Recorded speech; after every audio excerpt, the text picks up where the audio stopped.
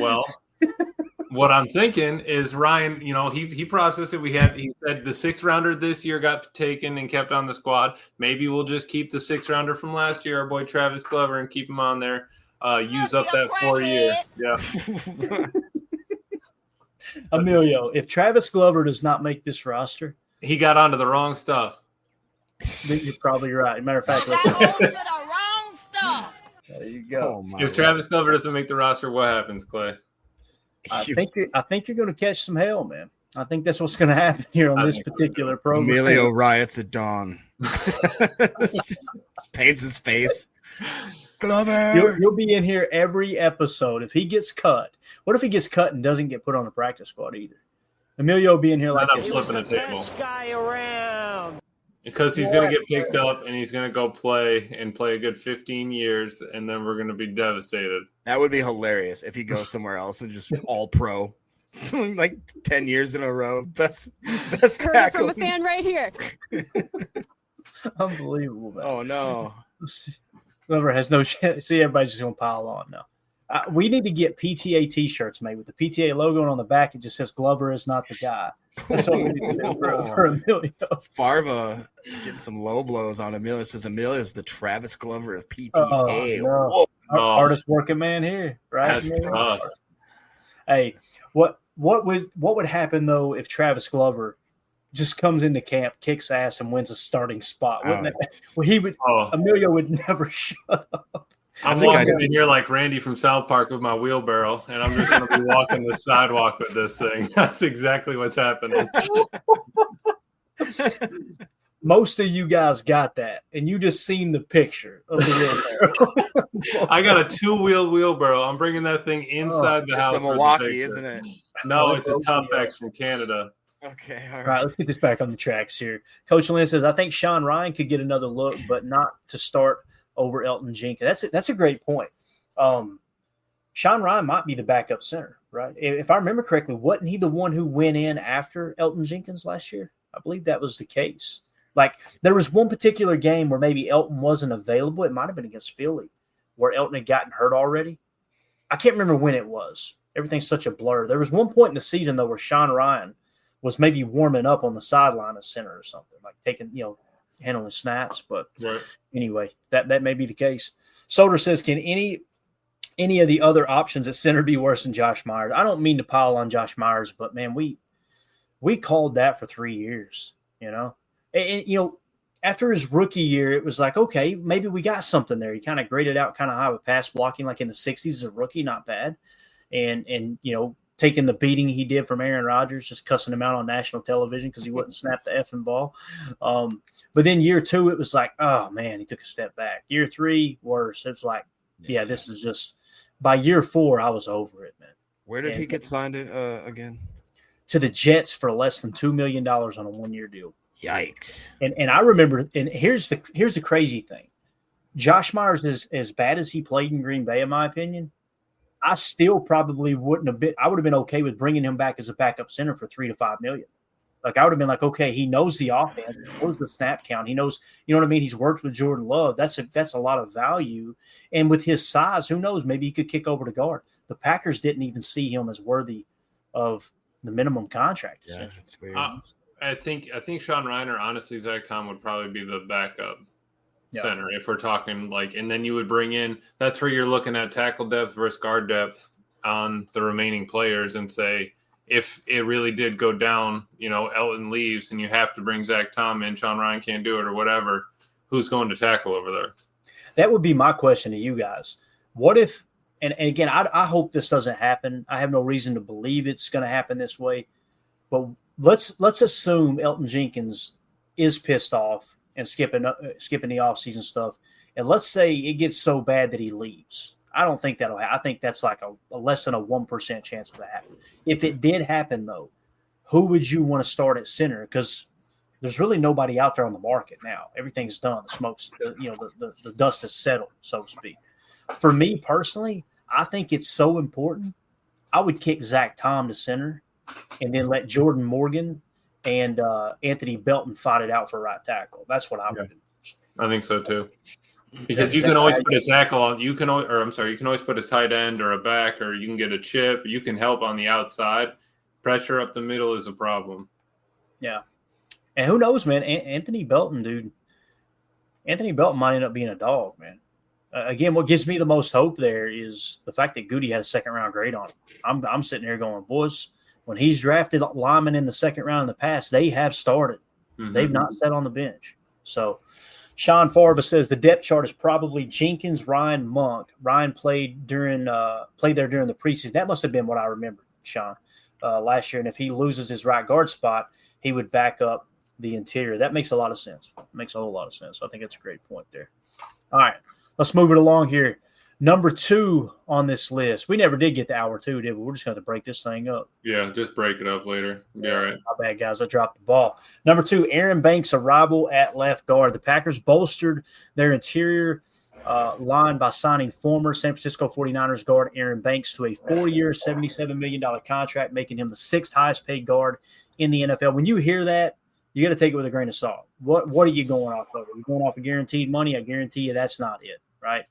Are you going off of average annual value? Because that really doesn't matter. Are you going off cap hit? To me, guaranteed money and cap hit's the things that I'm most, worried about, I guess you could say. So I kind of throw that out the window when you hear that mentioned that he's the 6th highest paid guard in the NFL. At 6'5", 324 pounds, Banks is a dominant run blocker who allowed just 1 sack in 2024 per Pro Football Focus. His signing, reported by ESPN's Rob Demovsky, enabled Jenkins' move to center and signals a commitment to a physical, rush-heavy offense. Banks' size and grit align with Coach LaFleur's scheme, but his pass blocking, while solid, ranked below Jenkins' 2024 performance. Building chemistry with Jenkins and left tackle Rasheed Walker during OTAs will be crucial to maximizing the line's potential against formidable NFC North defenses like the Detroit Lions. So this is another one of those things too. When we seen the signing, we were like, whoa, didn't see that one coming. I think we would all agree we weren't over the moon about the Aaron Banks signing. But Goody being willing to give that money tells you what he thinks about him, right? It kind of aligns with the whole Anthony Belton thing as well. But Jacob, what do you think about the Aaron Banks signing? We don't have to spend a whole lot of time on it. I just feel like it's definitely noteworthy because that's what's caused this shakeup. And if Goody hits on this one, bro, we're good. Yeah. I'm not going to lie, I wasn't pumped about it. I was very shocked at the number. Again, like always, when you take a look at the actual contract, you realize what it really means and what the actual – that's true. The money was definitely a big shock for me. You guys know me, how cheap I am. But then you look at that size, 6'5", 324. What he did in San Francisco as far as PFF-wise, again, wasn't the best, but – obviously something in him Goody saw that he was worth that money. And it's one puzzle piece on that offensive line that we kind of don't have to worry about. At least that's the goal here. That's knock on wood. That's why you pay a guy that much money, is because you just plug and play that is going to be your left guard. So with that aspect, I'm happy that he's, that he's in that position. So now he's got to prove it. What do you think, Emilio? Are you still here with us? Yeah, sorry, I had to go get a refill. Aaron Banks, yeah, I think looking at it after the fact now, I feel bad for Elton because of it, but it was the right thing for the team because we had a hole on our offensive line. What if Aaron Banks comes out and just doesn't even, make a stand? We need him to hold up, he needs to be able to play well. But if Belton takes his spot by week 9, I mean, are we going to be mad at it? Are we going to be excited? I think that you had to be excited that Belton tore up. But I think the process was right in bringing him in to solidify it. Yeah, and I think that's a great point because on the surface, don't get me wrong, the Goody haters would roast him over a rookie beating out his prized possession in free agency. But I could give a rat's ass, to be honest with you, because the money's the same. The great deal with the rookie contract that Anthony Belton would have if he would be competing at left guard, and I don't think he is. I think this is Aaron Banks' job unless he gets hurt. That's me personally. Right. But if he did take it, it ain't no skin off my back. You know what I mean? Like, we're good to go because the money is still the same. You're getting a much cheaper guy as a rookie. Now, like we had pointed out with the contract, see you, Jacob. Appreciate you, buddy. Like we pointed out with the contract, you can get out of that contract after 2 years really, really easy. So it's not like as big as most people are claiming it is in terms of the financial, ramifications of it. It looks like big money on the surface, but when you look at the guaranteed money and the way it's structured, you can basically get out of it in 2 years. So it's not as bad as most people would think. So moving on to the third topic here, and that's our boy. Look at this big fella right here, man. He looked taller than the average human squatted down, dude. Unbelievable. Seriously. Right guard battle. And people are going, what are you talking about? Sean Ryan versus Anthony Belton? That's what I said. All right. And someone in the chat earlier actually mentioned about Morgan. We'll talk about that in a minute. I got it marked there, Prince. You mentioned it some time ago, and it's going to apply here in a second. But this has been kind of one of the talking points here, man. Right guard battle, Sean Ryan versus Anthony Belton. It says the right guard position is a battleground between incumbent Sean Ryan and rookie Anthony Belton, a second-round pick in the 2025 NFL Draft. Ryan, a 2022 third-rounder, started all 17 games in 2024, playing 88.8% of the snaps, but ranking 38th among 65 guards in pass blocking efficiency per Pro Football Focus, with 4 sacks and 23 pressures allowed. Belton, a 6'6", 336-pound tackle/guard hybrid from NC State, brings mauling size, prompting Gutekunst to compare him to former Packers guards TJ Lang and Josh Sitton. While Belton's college experience was at left tackle, his physicality suits the interior. And Packers insider Zach Cruz noted on X that the team sees the offensive line as a priority. Ryan's experience gives him an edge, but Belton's potential could see him push for snaps in training camp, shaping the line's right side. And the reason I mention that is because on Wildy and Tausch, those guys were talking like Goody probably sees him as a right guard or as a guard to compete, and they basically said he's not going to be in a competition with Aaron Banks because they gave Aaron Banks that money, which means if they truly see him as a guard, then, and I think Goody said it at the press conference at the draft, I believe he said something about, he can play both guard positions and both tackle positions. But with Goody specifically mentioning, which we'll talk about here in a second, Jordan Morgan competing for left tackle, that would kind of infer, okay, Jordan Morgan's not going to be playing right guard, and Anthony Belton will be competing with it. So I just wanted to mention that. And here's the other thing, too, Amelia. We talk about this all the time. Matt LaFleur is going to say it first day of camp when he's asked about offensive line. We're going to get the best 5 on the field, right? And that may shake up, different than what any of these different scenarios we got listed here. But what do you think about that? Do you think that's a legit right guard battle, or do you think Anthony Belton will stay at left tackle? What do you think? Yeah, I think like I was saying earlier, I think the right guard is going to be easier for him to transition to in the short term, like currently. Get your head around the playbook, figure out what you need to do, what ones you're pulling on, which ones you're setting on, 3-step, 5-step, kickouts, be ready for your twist stunts, all that. I'd honestly rather have him inside. I'm glad Morgan got a chance there and bring him inside, play right guard. If you win that position, perfect. It would be like who was the Jets guy that they drafted and then the Eagles put him in at guard, so you can take a huge tackle, bring him in, play guard, and be good to go. A little bit easier transition. I'd much rather have Jordan Morgan go out there on the edge and fight for tackle. Yeah, Eric Sutherland says Glover going to beat both of them out for right guard, right, Emilio? That's a possibility. See, they shouldn't have put him at left guard against Philly. Should have put him over there on the right side. He would have been fine. Are you telling me? No, I'm kidding. That Matt LaFleur miscalculated where Travis Glover should have played against the Eagles? Emilio, that looked bad. No, but they went to him.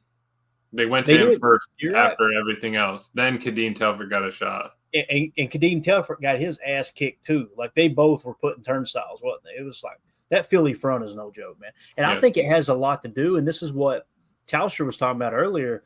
He thinks that Goody's seen that firsthand. Is like, all right, Philly's playing bully ball. Let's play some bully ball. Let's get a little bigger on the offensive line because don't get me wrong, we've had big offensive line. Blue was a big offensive lineman, right? We've had big boys up front. But this is a little bit different. Most of those guys were 315 and under, according to Balaga. You're talking about a guy that's over 330 pounds. Yeah. This is the list that I had earlier in the year that we referenced. Left tackle, 6'6", 325. Left guard, 6'5", 325. Center, 6'5", 310. Right guard, 6'5", 310. Right tackle, 6'4", 305. So that was prior. That was with Josh Myers at center. Yeah. So, you're looking at your center at 310, your right guard at 310, probably around 300, 300 pounds. you're adding. I mean, you brought in 50 pounds of weight just to put on the line, basically. I mean, that puts you probably over 1,600 pounds total. That is a wall right there to protect Jordan Love and degrade for Josh Jacobs. Yeah. MG Toe Legion says, can you imagine what it would be like if you were a cornerback and and a pulling guard headed right towards you? Could you imagine Belton running full sprint at you, bro? And now they can't cut him anymore. Now you have to take on the block. Poof. Yeah, good luck with that. Sure. Ron Sample says, Afam sips water at the water fountains and Japanese bathrooms. There you go. All right. Appreciate that. Important information. Up next, here we go. This is another one that kind of caught me off guard a little bit. Left tackle competition. Rasheed Walker versus Jordan Morgan. All right. Says the left tackle spot pits Rasheed Walker, a 2022 7th-round pick, against 2024 first-rounder Jordan Morgan in a high-stakes competition. Walker started all 17 games in 2024, allowing 3 sacks and over 500 pass blocking snaps. That's a hell of a stat, man. Like, seriously, 3 sacks and over 500 pass blocking snaps. Yeah. Ranking among the top tackles league-wide.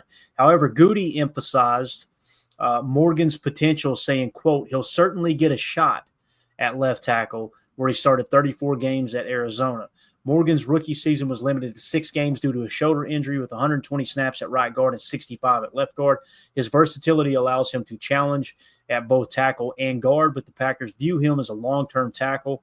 Walker's contract year adds urgency, as a strong 2025 could secure his future, while Morgan's development may dictate the team's 2026 plan. So really what you're talking about here, Emilio, is let's say he is in a competition at left tackle. Let's say they put them all 3 in there. Anthony Belton, Jordan Morgan, and Rasheed Walker. I think Rasheed Walker wins that battle, personally. If that happens, now the position battle comes back to right guard, where it's going to be Anthony Belton, Sean Ryan, and Jordan Morgan. I hope Jordan Morgan wins that over Anthony Belton to validate that first-round pick they used on him. If Belton beats him out, no matter what the situation is, I think it does scream that Rasheed Walker, unless he's willing to take a team-friendly contract extension, which I don't expect anybody to do, because you see 3 sacks and 500 pass blocking snaps, he's going to get paid some money in free agency. I think Goody is preparing this offensive line, and this is a part of the major transition they're making. It's just happening a year. It's going to happen next year, and we're seeing it already kind of come to fruition, right? Absolutely. So if he tries to break the bank, then one of 2 things could happen. They could hit him with the franchise tag, him being Rasheed Walker, and then trade him to get draft capital, or they could just let him walk in free agency and get that comp pick 1 year later. You know what I mean? So what do you think about that, though, at left tackle? Do you think that's do you think there's a shot that Rasheed Walker and Jordan Morgan will be battling it out at left tackle? I think so. You're going to want to bring in competition to preseason. You're going to want to make sure that Rasheed Walker, if he is going to start, is ready to start and know that he's got a flame on his heels, right? Got Jordan Morgan ready to take your spot. He could be so close to being able to get to that starting role, Jordan Morgan, that be. And if Rasheed Walker messes up, he has 2 games that are bad, gives up 3 sacks in 2 games, he might get pulled and it might be over from there. But I think that if we're looking, like Goody is long-term, maybe you do kind of want Rasheed to win it. If you think Jordan Morgan can still handle it, maybe by week 7, you're saying, all right, we can move him. A tackle got hurt somewhere else. Someone's willing to give us a 2nd-round pick, 3rd-round pick, 2/3, and whatever it is. And you go, well, I drafted him with the 7th round, played him on a rookie contract, and now I've, gained 5 rounds from that choice. And you take your win at that point. I think that he, really it was kind of like a future draft after looking at it. It's him planning for the future on, D-line, offensive line, and giving you more options in the future, not getting, bound up. Yeah. Greg Rice says playing chess, not checkers. It is, man. It's just like you said, Amelia, you're preparing for the future. That's why you always go best player available. He caught hell for taking Jordan Morgan last year, right? It's probably going to end up paying off. Clay. It's going to pay off because you're going to look up and be like, okay, if Rasheed Walker walks in free agency, You're not stressing it. Right. And that's it. You don't want to have to stress if you can. And luckily they kind of fell this way where we were able to take two, highly talented guys at the line position, and hopefully they both work out. Speaking of best player available, let me ask you this. If Christian Watson wasn't going to start on PUP, do we take Savion in the third? Ooh, I'll raise you one better. Oh, here we go. If Christian Watson wasn't going to start on PUP, do you take Matthew Golden in the first? Ooh. You probably don't, man. You probably don't. Because that's a whole spot. You're all right. I'm accounting for him not being there so that we can have somebody else. Yeah. Eric Sutherland says no. I'm with you. I don't think. Now, here's the thing. I think it might be no to Matthew Golden, but the Savion Williams is more likely because the value is so great there, right? That's they had true. a second. If you read between the lines of what Goody said in the presser, if he's telling the truth, and look, I'm not going to dog him if he's not telling the truth. You don't want to give away your secrets. But he made it sound like at pick 54, I think it was Wildy that asked the question, at pick 54, Savion Williams was in play, right? And then they went Anthony Belton. And then in round 3, if he was in play at pick 54, that means they had a second-round grade on him. Mm-hmm. He wouldn't have said he was in play if he'd had a third-round grade on him, right? So if you had a second-round grade on him and you end up getting him in the third, I think it's more likely you draft Savion Williams in the third round than Matthew Golden in the first if Christian Watson isn't starting on PUP. I know this. I'm glad we got them both because I think there's an opportunity there for us to get. That's where I was kind of I thought of that earlier. I meant to ask you, and I was just thinking, light at the end of the tunnel. I think it was a good thing that it happened. There must have been a reason why. It sucked that, we lost Christian against the Bears in a game that didn't matter, all those things. But maybe there was an opening on the other side that led us to, hey, we have two talented wide receivers coming in that really is going to spark this offense. Because, where did we kind of struggle late in the season last year? It was, our defense was cranking. It was really more on our offense, puttering out. And we talked about this. I don't mean to toot our own horn, but as soon as the smoke settled from that ass kicking against Philly, I keep saying that, but to be honest with you, we played Philly better than anyone else in the playoffs. That's the reality. What they did to the Chiefs, they thumped that head, But if you looked at that game, when it was over, what did we talk about? Guys, we got beat because of the offensive line. That's what happened. We got beat up front is what happened. Jordan Love turned the ball over 3 times, and we got beat up front. One of those turnovers, I gave him a pass because it's you're not able to get anything going because they're just beating your offensive line up front every play. Let's chuck one deep, and Tay Wicks didn't, if I remember correctly, it was Tay Wicks didn't adjust to the ball in time, and the corner made a great play on it. I understand Jordan in that situation going, boys, we got to take a shot sooner or later. My God, we're not moving the ball. So with that being said, that's what we seen, and it is funny. And I don't mean to be like this, but it's aggravating when you hear the sports media at the end of the year trying to pretend like it was the pass rush was the reason that we, the Packers didn't go all the way. And we're sitting there looking at it going, boys, if you actually watch the tape, it's the offensive line that gave in. Because it's not like we didn't talk about wanting a 3-tech and needing the 3-tech of the future. Kenny's on his way out. We were planning for that. The issue was that, the wall cracked. It was like a siege, and the wall was over. Once the hole was opened up, they just started pouring through. There wasn't anything that we could do to save it, even if you have a lot of horizontal speed on offense, a lot of vertical speed on offense. If you can't get the ball and take 3 steps back, it's over. Yeah, and that's the other thing for me is, I don't know, it's just when you look at that offensive line, how it happened, no one was talking about that. We talked about it on the postgame show, and it was just man, here was the real issue. And now all of a sudden everybody's going, well, if you really focus on what happened in the Philly game, it's because the offensive line. I'm going, no crap, Sherlock.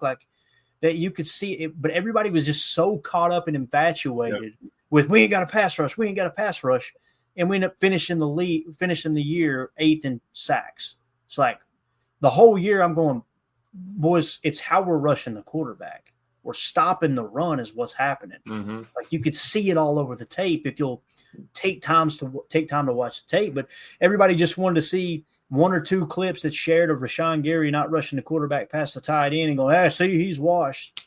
It's like, how do you finish 8th in sacks and that dude led your team in sacks, but he's the one that's washed? What are we even talking about here?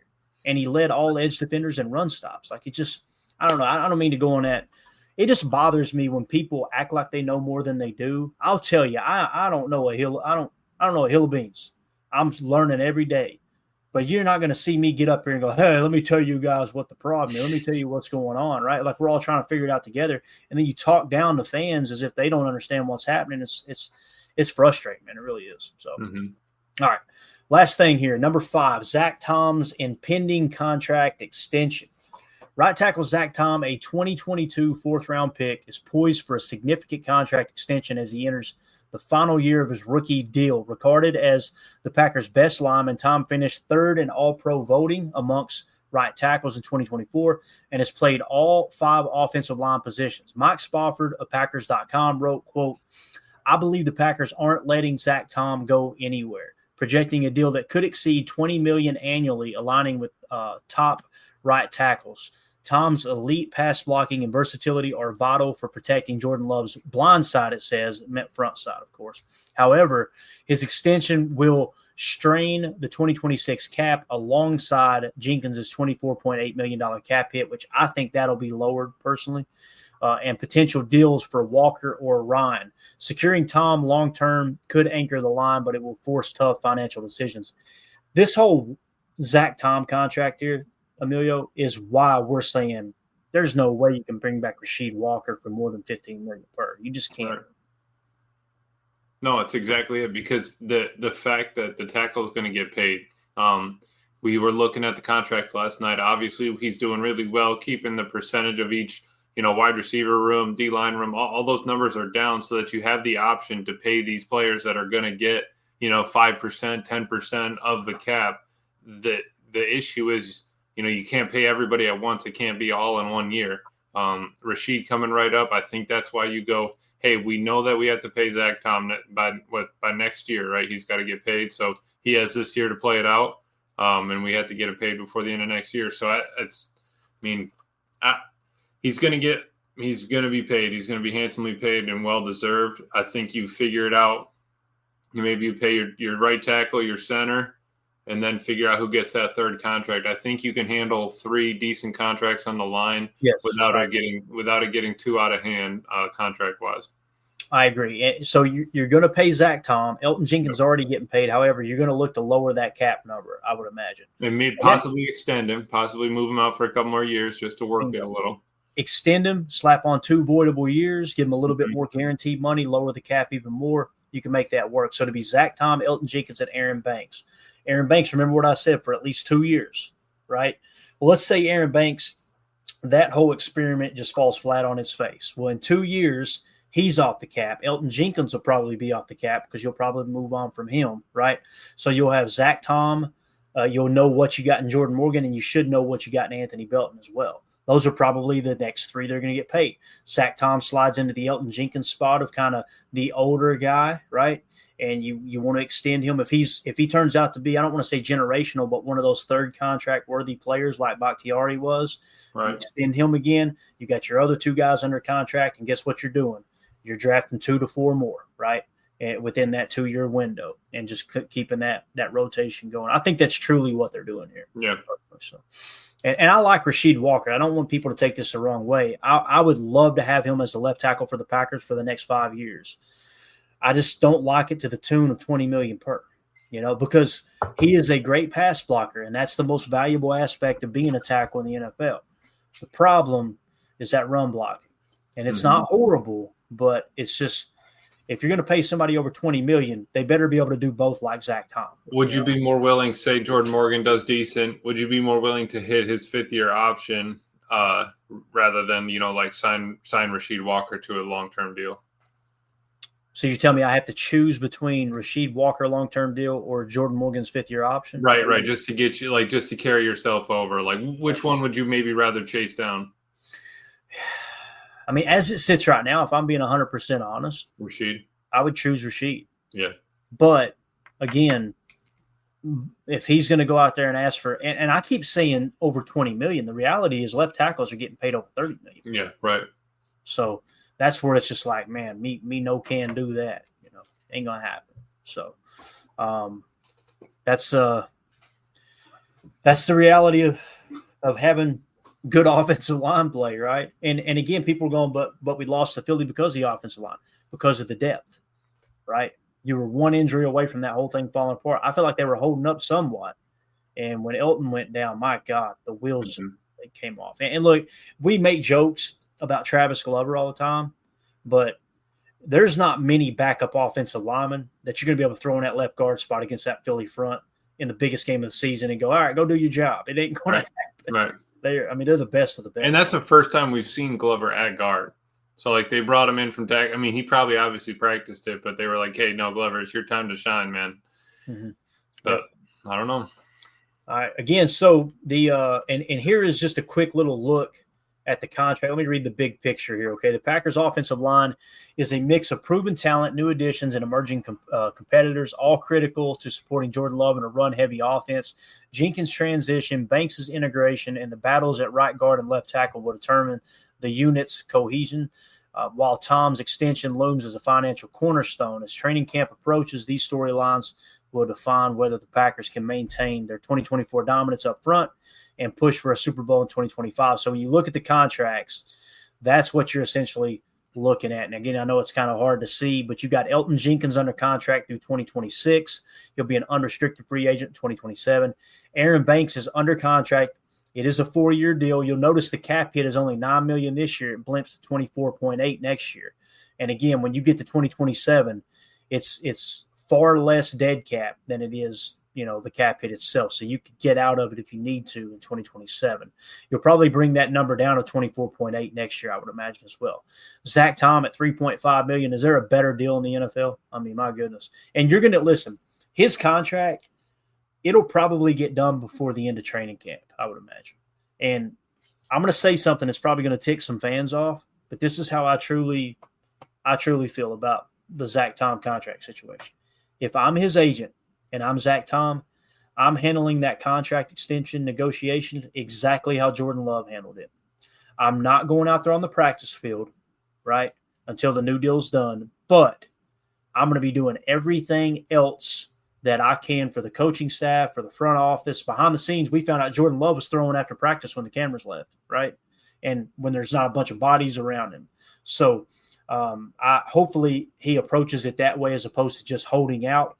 But I cannot fault Zach Tom for risking everything and going out there in training camp without a new deal. Now is the time to pay Zach Tom. He's been grossly underpaid the entire time, and that's kudos to Goody for making a great draft pick late in the draft. But it's time to pay the money. And I don't want to hear any slander of Zach Tom's name if you hear hold out, hold in, or anything like that. You know what I mean, Emilio? Because it's like he's done his part. It's time to pay that man his money. Yeah. No, he absolutely has. And that's where you say, hey, like you said, come in there like Jordan Love, carry yourself well, do everything you can, but you deserve that money. You worked for it, get paid, and then move on, show up and then work hard, right? That's all we're asking from you. But yeah, I 100% think that, Zach Tom needs to get that money so that he can walk in there like Jordan Love did after the fact of, hey, I've put in 3-4 years of work. I'm here for this team. I'm here for to be a hard worker, lunch pail guy. I'm going to show you it after I get this money. I'm going to show you how I do and how I'm going to continue to do that for this team. Yeah. What Coach about Lynn. This? Oh, my bad. You had one for Coach Lynn. Let me hit it real quick. Yeah, Coach Lynn says that's exactly what he should do, meaning, get your money, right? Yeah. Chris Casualian says exactly. Coach Lynn also says, and we developed him, but he put in the work, no doubt about it. It should be rewarding to the Packers. Like, all right, we drafted him, developed him, he gets paid. Love that. That's what I love about our viewers, our listeners too. Like Adam Block, Tom can hold whatever he wants. Amen. Right? Because he's done everything the right way. Go ahead with the one you want to hit, man. Just H.E. Stoder just asking a crazy question. Crazy talk here. Keep Walker and let Tom walk. Ooh. Man, to quote the great Ricky Bobby, I'm too drunk to taste that chicken. So it is fascinating. That's a fascinating comment. I don't know if he's joking or not, right? But what if that is what Goody did? Of course, that's what we would be. That would be something that Goody would do. We've talked about it. Zach Tom going to get that. And it money. Would work too. It would work somehow, right? And Zach Tom's in a trade package for 2 firsts somehow, and it's like, Goody, what are we doing? Zach Tom would go somewhere else, get paid $30-some million per year and be a horrible player in that scheme, and Rasheed Walker go on to be the next Bakhtiari healthy. Right. Of course, that's what would happen. But, yeah, J. Cole, don't put that evil on me, Ricky Bobby. Well, yeah. Love it. All right, so the other contracts, just real quick, and we'll wrap this big bear up here. Rasheed Walker, contract year, we talked about it. He's only 3.4 against the cap this year. He's unrestricted. Jordan Morgan, 3.2 this year, 3.8 next year, 4.5 next year, or the year after that. 2028 says to be determined. That's the fifth-year option year, right? So the only reason that makes that okay. Sean Ryan, $1.6 million, then he'll be unrestricted. Trey Hill, 1.1 unrestricted. Jacob Monk, we've got him for 3 more years. Barely over $1 million in all 3 years. Travis Glover, money well spent, right, Emilio? Absolutely. 1 million, 1.1 million, 1.2 million. And this is what I'm talking about. When you see Philly's front put him in a turnstile, he's getting paid. He got paid less than $1 million last year. Get off his back, right? Like, I mean, what do you expect from a player that's, that young and that, that level of contract? Kadeem Telford is $960K this year. However, he is an exclusive rights free agent, so you can get him back if you want him, right? John Williams, the new rookie. We haven't even talked about him. Hopefully he can fit in and earn a roster spot, right? He's under $1 million this year, then jumps to $1 million, 1.1, then 1.2. Brant Banks, don't even know who that is, but he's on somewhat of a futures deal. Looks like Tyler Cooper, same thing. We got basically 4 years of rights on both of those guys. Marquise Hayes, 1 year, then an exclusive rights free agent. Donovan Jennings, 1 year exclusive rights free agent. And then JJ Lepe is 3 year, really 4 years of rights for him, with the fourth being a restricted free agency.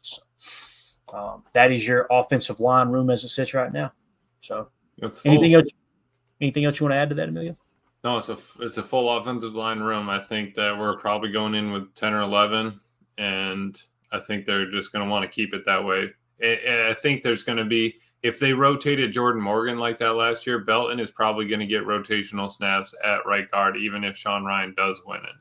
And I do think that they're just going to want as many live in-season reps as you can get them without causing too much problem to the offense, or, get reps to anyone, obviously, but to Belton, make sure that line's solidified. I think that they'd be trying to run that down. Yeah, definitely.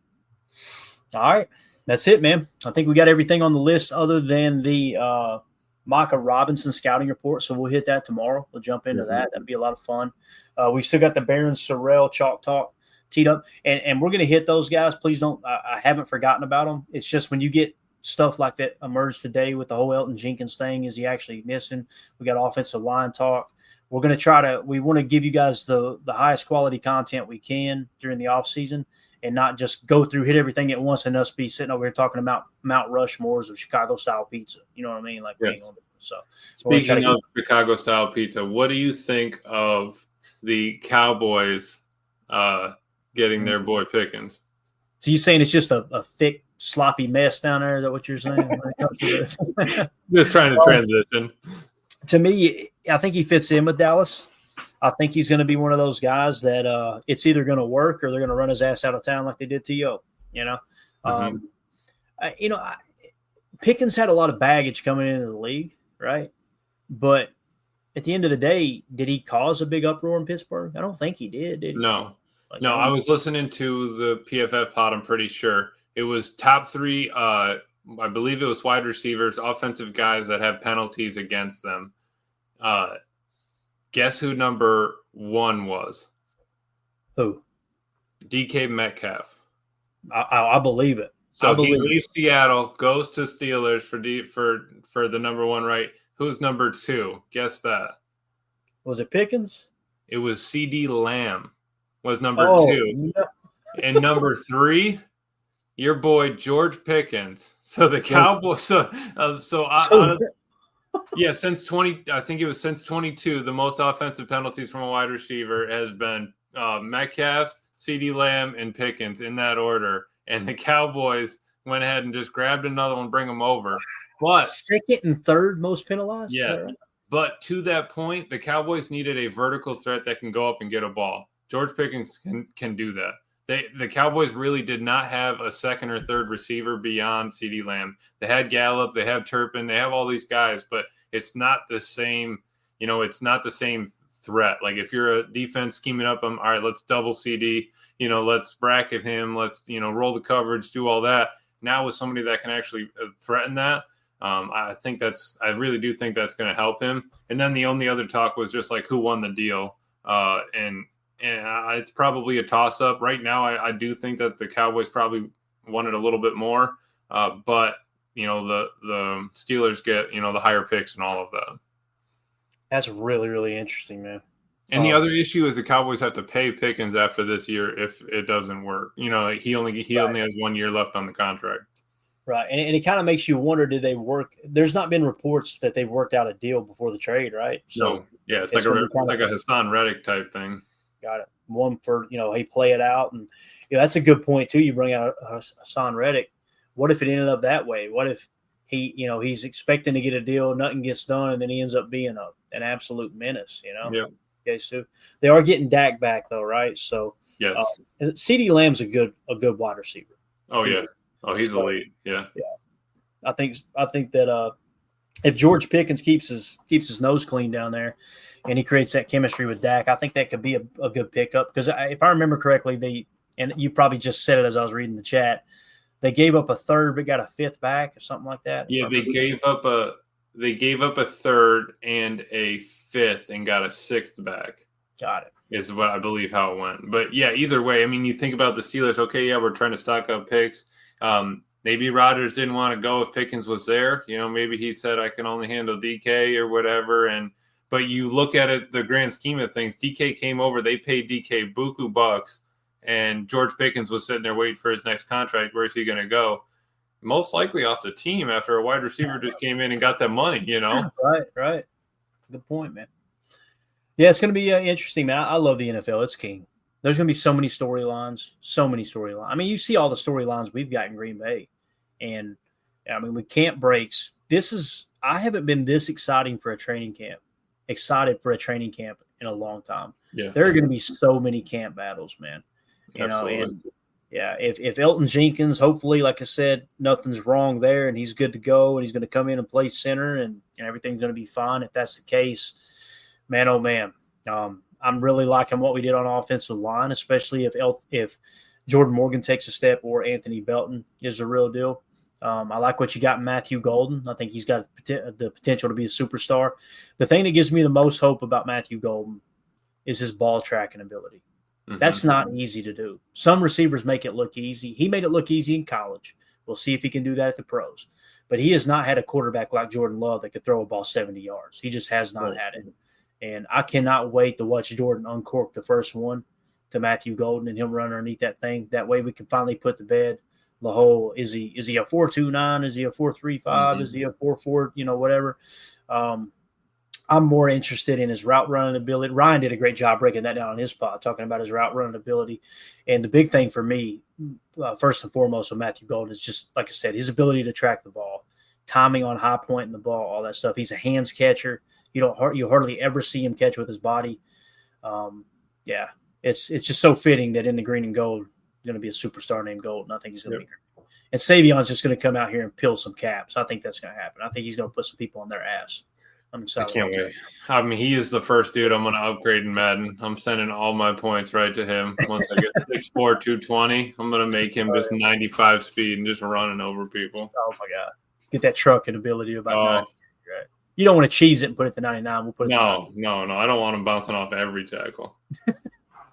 All right, guys. We appreciate y'all hanging out. The chat was on fire tonight.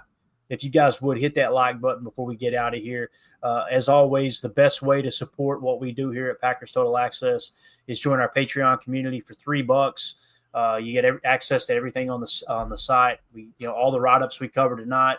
You can access them. The stuff that we got coming up on shows, you've got early access to it. You get the chalk talks, all that good stuff. Just scan the QR code in the upper right or go to patreon.com/Packer Fan Total Access. You'll see multiple tiers. You want to be generous, you can get one of the higher tiers. That's cool. But that minimum $3 gets you everything. You're good to go. We'll have some giveaways coming up. I think next Saturday will be our next giveaway. I got to send all this stuff out. I got 3 more things to ship out.